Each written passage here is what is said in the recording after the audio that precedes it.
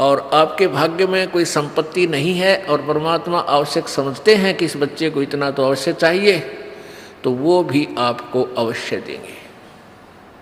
लेकिन आपको इतना नहीं देंगे,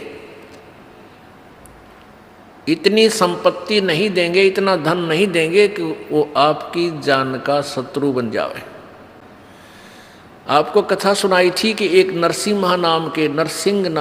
नाम के एक मेहता सेठ थे। उसके पास इतनी संपत्ति थी कि राजा ने उसको हुंडी देने का अधिकार दे रखा था।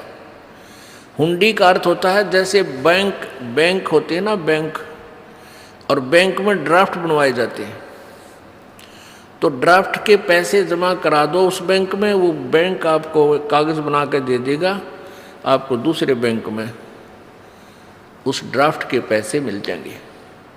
तो इतना सेठ था वो, पैसे वाला था कि उसकी हुंडी चलती थी।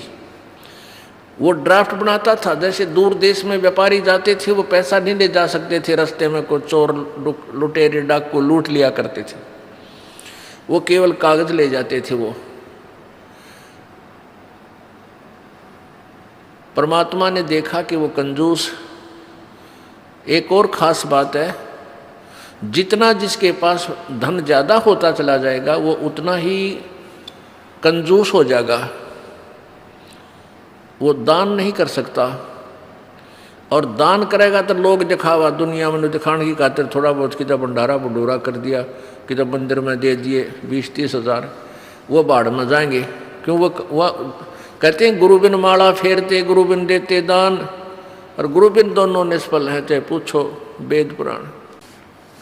तो कहने का भाव यह है कि परमात्मा ने उस नरसी जी के जो गले में वो झाड़ था, उसका दुश्मन था वो माया, वो सारी माया का दान करवाया और उस प्यारी आत्मा ने अपना सारा हिसाब लगा लिया और समर्पण कर दिया परमात्मा पे। अब फिर परमात्मा का रोल शुरू हो जाता है। जब उसकी द्योती का ब्याह हुआ, पुत्र था नहीं, एक पुत्री थी, उसकी शादी कर दी थी, और उसके बाद भी धन जोड़ने की हवस उसके अंदर समाप्त नहीं हुई। तब परमात्मा ने उसकी वहाँ से वो कोड निकलवाया, वो माया खत्म करवाई परमात्मा ने। और पुण्यात्मा, हम अनजान हैं, हम केवल माया मांगने आते हैं भगवान से।